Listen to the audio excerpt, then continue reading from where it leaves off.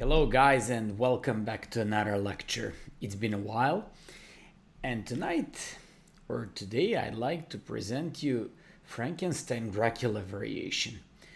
For all of you, it's one of the most exciting and at the same time exotic name. I'm about to show you the line. It's full of interesting sacrifices, chances for both sides. Lately, it came to focus because Aronian played it against Duda. Nakamura played against Duda as well, and Nakamura played one more time and one more game in Title Tuesday. Quite a cheerful line with lots of possibilities for both sides, so let's get started. You can reach the following opening from e4, e5, knight c3, which is nothing else but Vienna. Opening, and after knight f6, bishop c4. But you can also reach the following position from e4, e5, my favorite bishop's opening. As you know, I made a course about the bishop's opening. It's called Butcher e5 with the bishop's opening.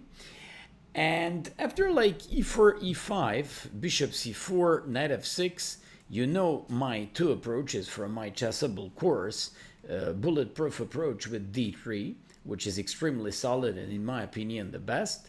Then you have d4, which is Ponziani Gambit, which also you can find here on the channel. And you have bishop c4, knight f6, knight c3, which goes into the Dracula Frankenstein variation. So we're talking about this type of position where they take on e4, and when you simply shouldn't take by knight because black is about to get a great game with great activity of the bishops and pieces in the center. That's one thing. Also, don't ever go with somehow on knight e4, which looks pretty confusing and surprising. We tend to react psychologically in completely wrong fashion, like, no, you did not confuse me. I'm also going to sack on f7 and I'll show you who's the boss here. That's a wrong approach because after this and d5, black is simply a lot better because of the bishop here and because of the strong center. So after knight e4, my favorite move is queen h5. I was looking, like texts about Frankenstein Dracula variation, and somebody said that the variation was given its name by Tim Harding in his 1976 book on the Vienna game, in which he said the bloodthirstiness of the character of play was such that a game between Dracula and the Frankenstein monster would not seem out of place. What I know about this opening, I know for the following line for all these years, it was rarely seen in top level until, just like I previously told you, Aronian used it against Duda. But it's pretty playable for both sides. So let's go. Queen h5. You threaten mate in 1. The knight has to go on d6. There is no other move except knight g5. Knight g5 is something very bad because, yes, it defends the pawn on f7. It defends the weakness on f7. So what are we supposed to do? Nothing, just play d4, a tempo move where the bishop threatens the knight. And that has to go on e6 to defend a knight on g5 and to defend the f7 square, and then you take on e5.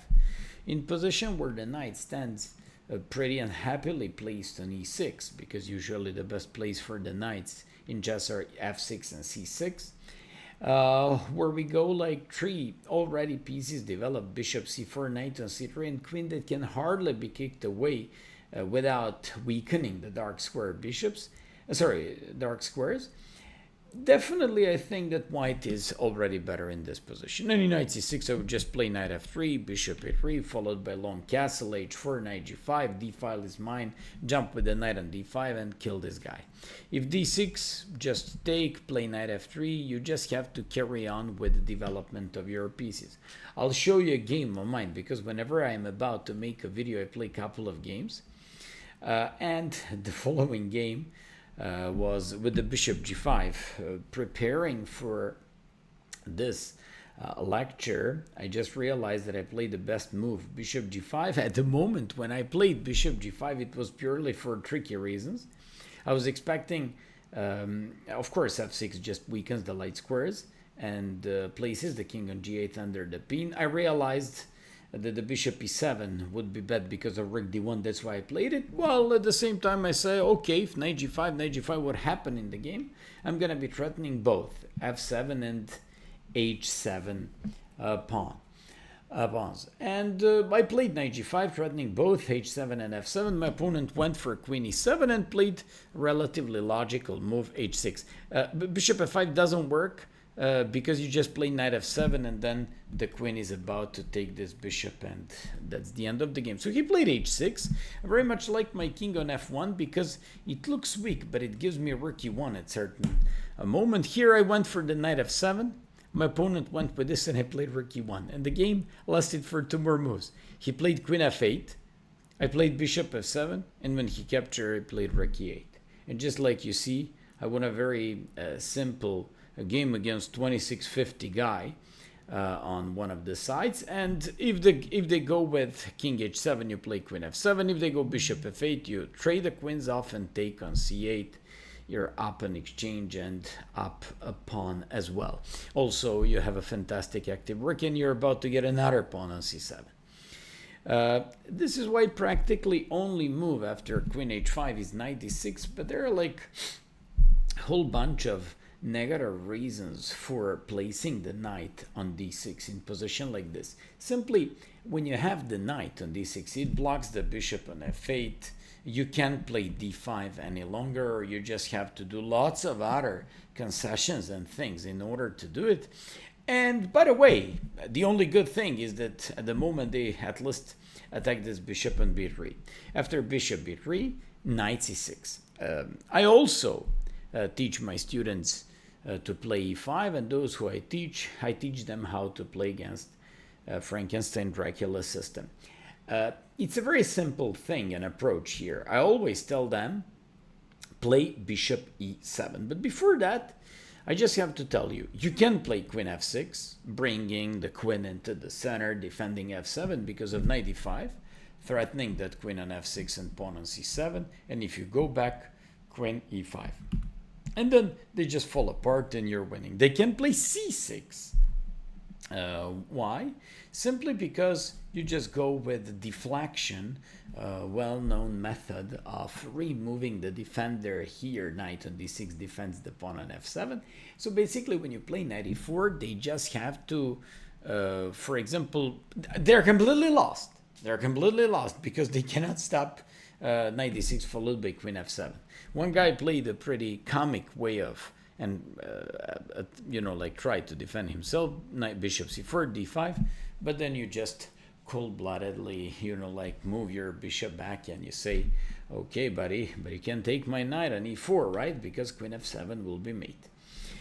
And here we come to 2 main points. The one that is going to be objectively the topic in this lecture is knight c6, which happens the most, almost on autopilot by black players, and another one that is considered to be good. But lately, even the following approach by black with bishop e7 has been put under some sort of, I cannot say suspicion, but under like big tests. Why? Christiansen in a Norway league played d4 here. It's a gambit. So I'm not talking about logical, normal moves like queen e5 and you equalize the game. We all know that the queen e5 here equalizes the game. Queen e5, castles, and now you can play knight g on e2 with a normal game. But if you want to play something interesting, my vote goes to queen f4. Queen f4, which gives you, for example, knight f3 followed by d4 and castles.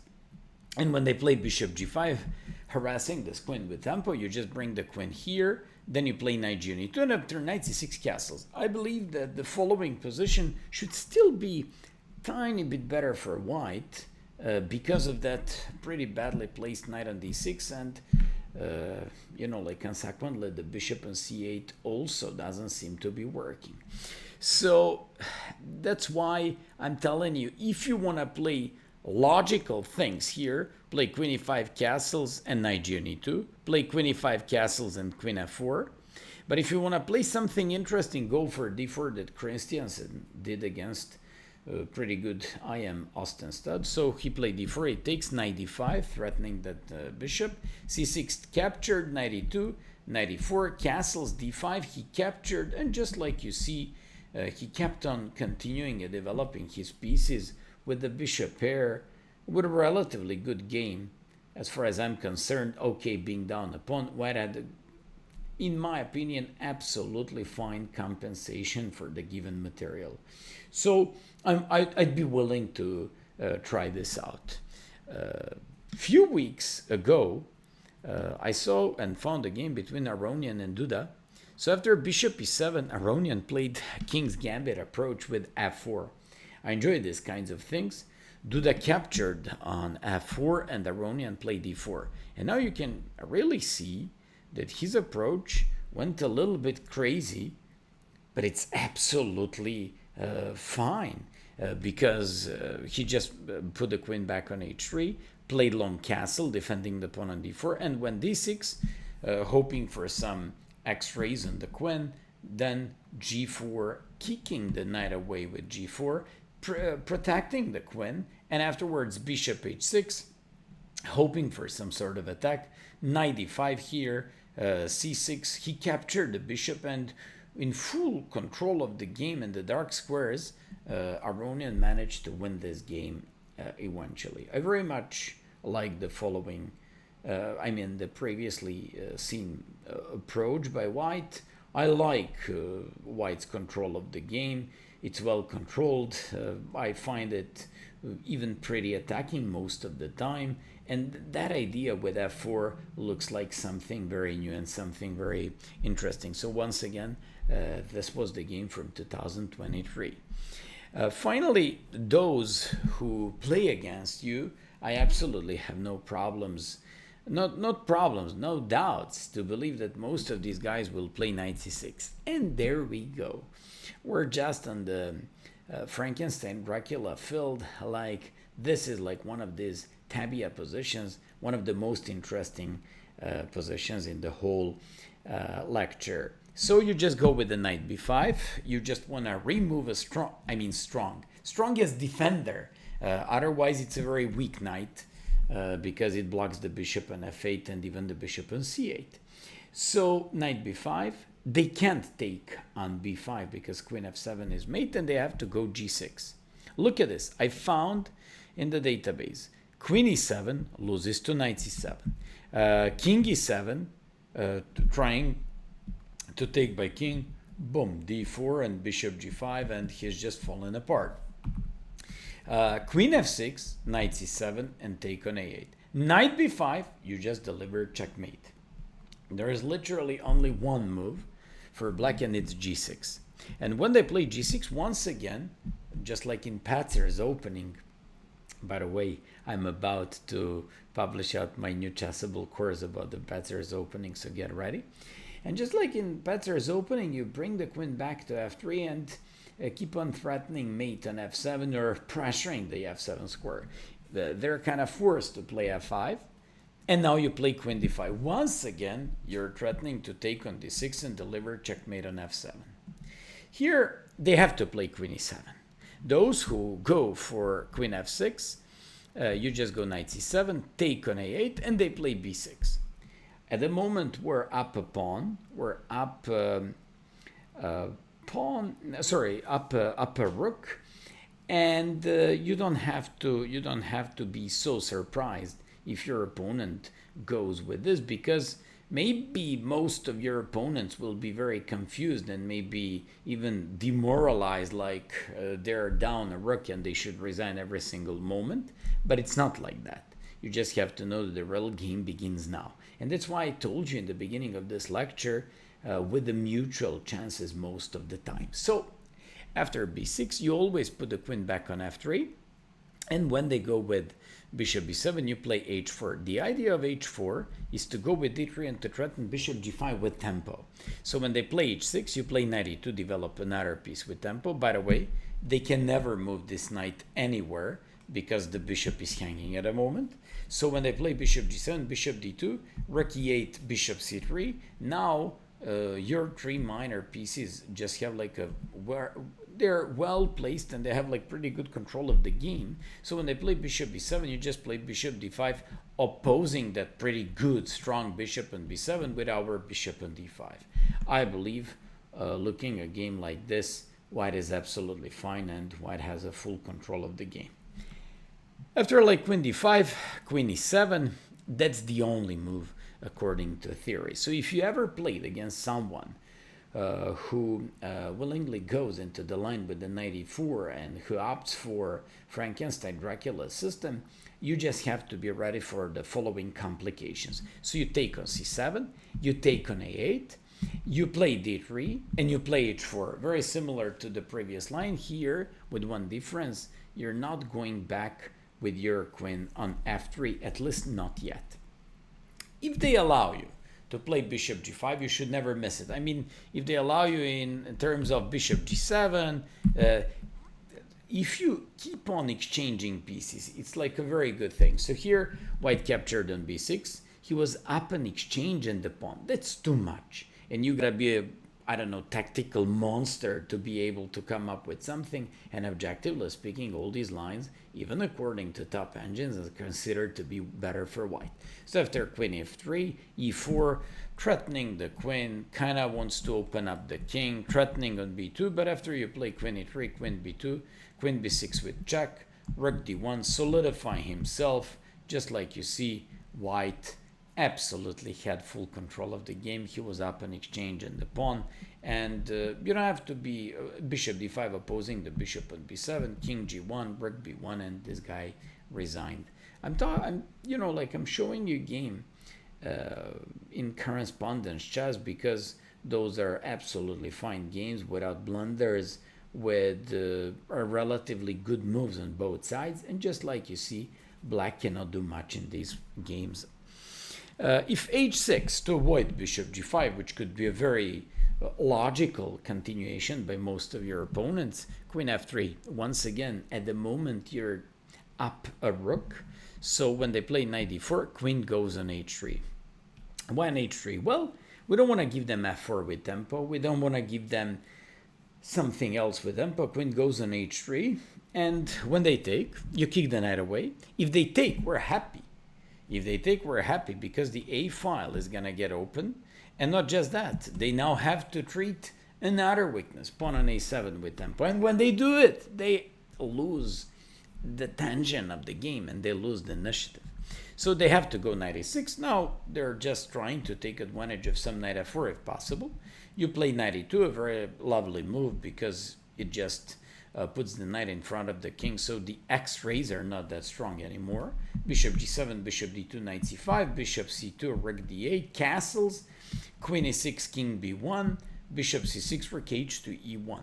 I found a game, another game played in Australia like many years ago, but black absolutely didn't manage to do anything. He was clearly down on exchange with, let's be objective, even worse, king on d8, and now we're king on b1, and white won in the next few moves. In the game was e4.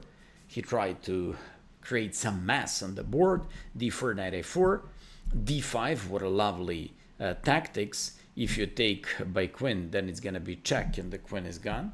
If you, for example, do bishop d5, which happened in the game, he captured the knight, king a1, played bishop f4, and this guy resigned.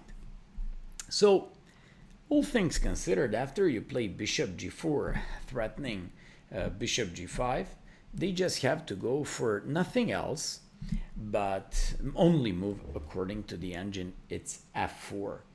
It's f4, and it's something that we have to check now. So why? First of all, they will be threatening some very nasty knight e4 with almost queen trap. Second thing, we no longer have a possibility of bishop g5, so you have to be very careful here. You go queen f3, they go knight to d4.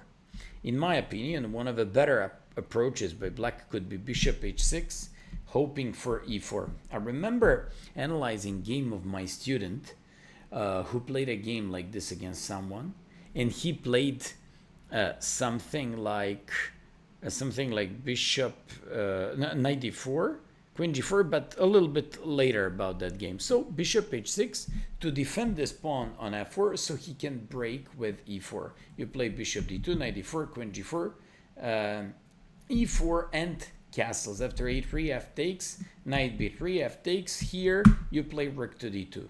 After all the created mess, you now go with the knight h3. You probably want to go with some knight g5. Whole things considered, even if they take on d2, you're just better because you have a better control of the dark squares, and somehow they have to put like great efforts to get a material back. Well, we just have to play more or less only moves or sometimes threats in order to defend our material. So it's way more difficult to black players than to white. Finally, when they play knight d4, if they play knight d4, you play queen on g4. Queen on g4 is a special thing here. Just like I told you, one of my students played e4, hoping for something special, but he forgot about the bishop f4. Not that black only lost the pawn, but also opens up the back rank, which threatens long castle to put his king in safety forever. Threatens bishop g5, winning the queen. So only move is he takes d3 and king f1. And when I analyzed the game, somehow to me it looked like, okay, black still has some chances. And at first glance it really looks like that. But if you just go deeper into the variations here, and if you just check with a little bit of engines just because of self-confidence while you play your games, you're just going to realize that white is doing amazing. So completely winning game for white. They can go with bishop g7, but bishop simply on g7 maybe helps some rook f8 or rook e8 if needed. You play bishop d2, they gotta take it back. You play h6, and simply after castles, what do you have here? You're up on exchange. That pawn on h6 could be one of your lethal weapons in the end. And basically, I don't see a single problem in white's position. It's pretty solid. I'm always going to play knight a2. I can always kick it away with c3 if I need it. I can play bishop c3 and give up my bishop for the knight. All things considered, white is, even according to the engine, much better. Bishop h6 is an interesting thing, because if I showed you that my student lost the pawn on f4 by pushing that pawn instantly on e4, maybe this bishop h6 could be an interesting idea. And here you can play c3. I found a game played in Germany 20 years ago. Knight f5, knight b6. Of course, you always, not always, but you on regular basis take that pawn on b6 in order to get one pawn more before you lose the knight. Rook f8, f3, absolutely weakening the activity of the bishop. Bishop a6, bishop c2, and threatening knight c5. Very lovely knight maneuver by black, but here it can be opposed by b4, which is going to absolutely kill the activity of the knight. That's one approach, and that's very nice, and white would be so much better. Okay, we have a little bit chaotic like order of our pieces, but according to top engines, we're just a lot better. Maybe a human approach after bishop h6, which once again defends the pawn on f4 and supports e4, could be knight h3, going with the knight on g5, fighting against the activity of this bishop. Knight 6 to f5, c3 kicking the knight away, knight h4, threatening something on g2, c takes bishop g2, knight g5, move that I like a lot, knight is hanging, and after e takes, this guy played knight e6. A very lovely, another correspondence game that lasted like 16 moves, and black just sacrificed too much material and eventually resigned. That's what happens when you sacrifice too much material. And finally, if queen g4, bishop a8, you just kick the knight away. By now, you realize that we don't play knight e2 usually, but kick the knight away and always give them chance to make mistake and to take on b3. And once again, taking on b3 would simplify the game, would exchange one more minor piece, would give us an extremely important tempo, because now they have to solve the problem, most likely with a5, in which case you can play b4. But let's imagine you don't even play that. You can just carry on developing yourself with knight a2, bishop d2. That's why I think they have to go with knight f5. Practically, it's the only move. And here you have a logical thing with knight f3. And after knight f3, bishop g7, bishop d2, queen h3, e4, you just capture castles and you're better. You're just better. Why just enjoy better development? King on d8 turns out to be weak. Although for you, I just prepared something better. It's bishop d2. And let's just say they're down in exchange. They have a chaotic order of their pieces, and they just have to go all in, which means they will go with e4. Almost by rule, I would take that pawn on f4, and when they take on d3, I would always go with the king on f1. Turns out that these positions only look interesting for black, but in reality, they cannot do anything to us. That's why many of these guys who play this with black pieces choose to play this opening in some active time controls. So bullet, blitz, and rapid chess. But they don't seem to be dangerous, or they don't seem to be, like simply successful if they just use these lines in tournament chess. Knight e4, bishop g5. Why?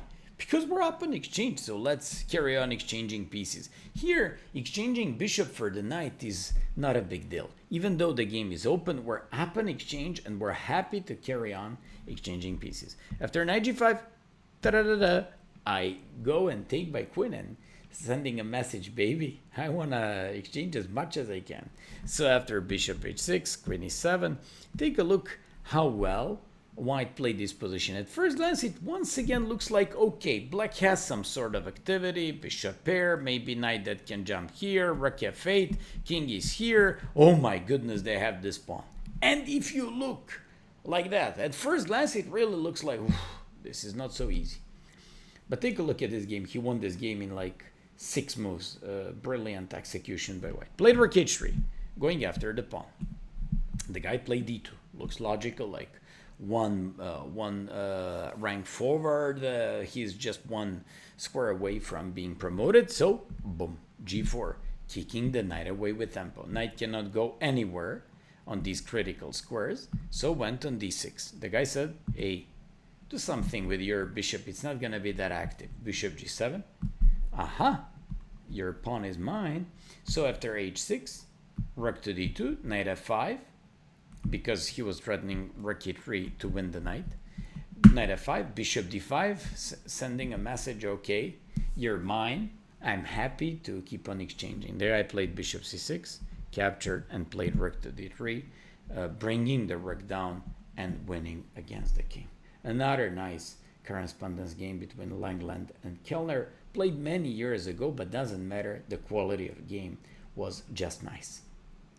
I'd like to remind you, subscribe on the channel, support it, always put some feedback, and hopefully we're gonna have more of this in the future. Hope you're enjoying Frankenstein Dracula experience, and let's just hope for more of these interesting, not just games, titles and openings, but also very nice and creative things that can be used in all kinds of chess games.